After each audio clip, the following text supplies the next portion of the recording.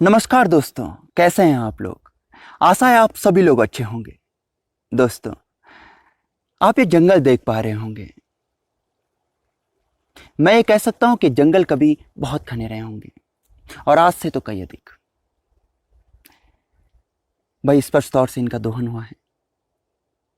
अब जहां मानव होंगे वहां चीजों का दोहन तो होगा, ये तय है। किंतु इसके कुछ और भी कारण हैं।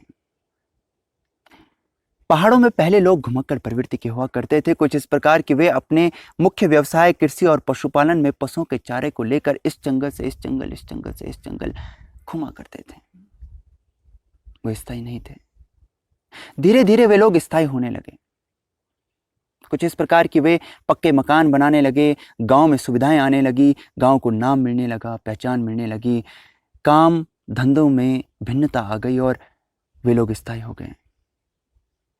अब उन लोगों ने गांव के समीप के जंगलों को जैसे अपने अधिकार में सा ले लिया कि वे उनकी रक्षा भी करते हैं और उनसे उपभोग भी करते हैं। धीरे धीरे गांव में लोगों की संख्या बढ़ने लगी। अब आवश्यकता के लिए उपभोग के वस्तुओं की जरूरत अधिक पड़ने लगी।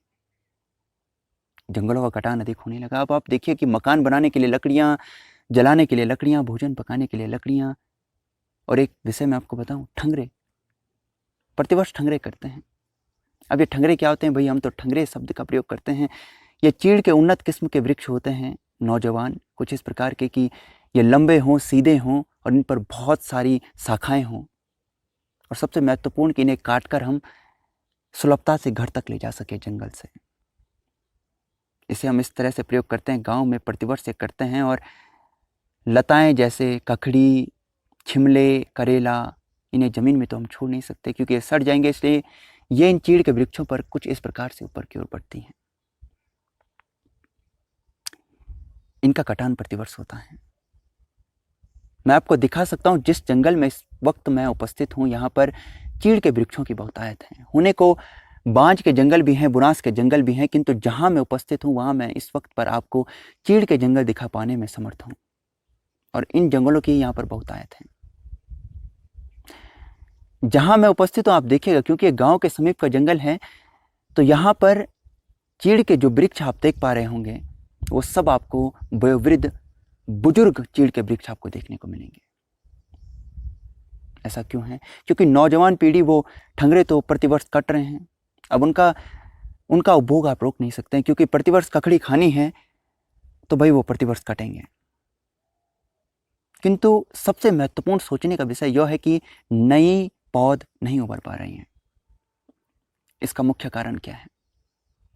भाई ये चीड़ का वृक्ष है, आप देखिएगा, चीड़ का वृक्ष हो या धरती पर कोई भी प्राणी हो, मानव हो, प्रकृति ने हमें कुछ इस प्रकार से दिया है कि हम लोग अपने आप का साम्राज्य विस्तारित करते हैं, अपने आप को विस्तारित करते हैं, अपने आप को फैलाते हैं। आप इसके देखिएगा, इसका बीज घर घर जाकर पहुंचे होते हैं, घर घर उड़कर पहुंचे होते हैं। और जो जंगल में जो बीज गिरे होते हैं, इनमें जब अंकुरन आता है ना, ये उभर नहीं पा रहे हैं। क्यों? क्योंकि प्रतिवर्ष आग लग रही है। प्रतिवर्ष जंगलों में आग लग रही है दोस्तों, और ये नष्ट हो जाते हैं। तो इस तरह से ठंगरे कट रहे हैं और नई पीढ़ी, जो नई पौध है, वो जन्म नहीं ले पा रही है। तो कुल मिलाकर इस जंगल में आपको सिर्फ वृद्ध, वयोवृद्ध, बुजुर्ग चीड़ के वृक्ष दिखेंगे। ऐसा हो चला है। ये बड़ी चुनौती है दोस्तों। कुल मिला के जो कष्ट हैं, जो दुख हैं, वो इस बात का है कि भाई ठंगरे नहीं मिल रहे हैं। वे पहले समीप के जंगलों में मिल जाते थे, अब बहुत दूर जाना पड़ रहा है। और यदि आप पहाड़ों से, तो आप इस चुनौती का जरूर सामना करते होंगे, और ये बड़ी चुनौती आने वाले वक्त में, आप मानिए इस बात को।